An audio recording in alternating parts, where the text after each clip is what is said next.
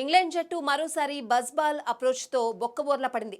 Pitch conditions ను పట్టించుకోకుండా దూకుడే మంత్రంగా బ్యాటింగ్ చేసి దారుణంగా విఫలమైంది.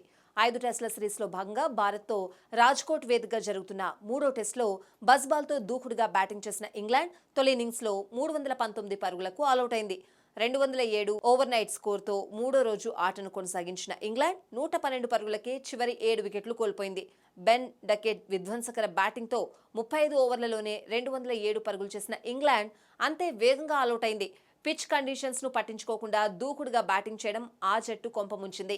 ముఖ్యంగా మూడో రోజు ఆటలో జో రూట్ అనవసర షాట్ ఇంగ్లాండ్ పతనానికి కారణమైంది. జస్ప్రీత్ బూమ్రా బౌలింగ్లో అవసరం లేని రివర్స్ స్కూప్ షాట్ ఆడి మూల్యం చెల్లించుకోగా బెన్ డకెట్, బెన్ స్టోక్స్ సైతం దూకుడుగా ఆడాలనే ప్రయత్నంలో పెవిలియన్ చేరారు. ఈ క్రమంలోనే ఇంగ్లాండ్ బజ్బాల్ అప్రోచ్ పై మాజీ క్రికెటర్లతో పాటు అభిమానులు ఆగ్రహం వ్యక్తం చేస్తున్నారు. ఇంగ్లాండ్ మాజీ ఆటగాడు మైకేల్ వాన్ బజ్బాల్ అప్రోచ్ ను తప్పుపట్టాడు. కామన్ సెన్స్ తో బ్యాటింగ్ చేయాలని సూచించాడు. దూకుడుగా ఆడే ప్రయత్నంలో ఇంగ్లాండ్ మూల్యం చెల్లించుకుంది. టెస్ట్ క్రికెట్ 5 రోజుల పాటు ఆడతారు. ఈ ఫార్మెట్లో పరిస్థితులకు అనుగుణంగా వ్యూహాలు అమలు చేయాలి. కామన్ సెన్స్ తో బ్యాటింగ్ చేయాలి. కానీ ఇవేవి పట్టించుకొని ఇంగ్లాండ్ అద్భుతంగా విఫలమైంది అని ఆగ్రహం వ్యక్తం చేశాడు. అయితే ఈ మ్యాచ్ ప్రారంభానికి ముందు జో రూట్ కు ఆ జట్టు మాజీ బ్యాటర్ మైకేల్ వాన్ కీలక సూచన చేశాడు.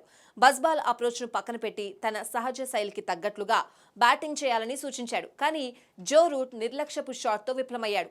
దాంతో Michael Vaughan England batting approach పై విమర్శలు గుప్పించాడు. ఇప్పటికైనా పరిస్థితులకు తగ్గట్లు బ్యాటింగ్ చేయాలని సూచించాడు.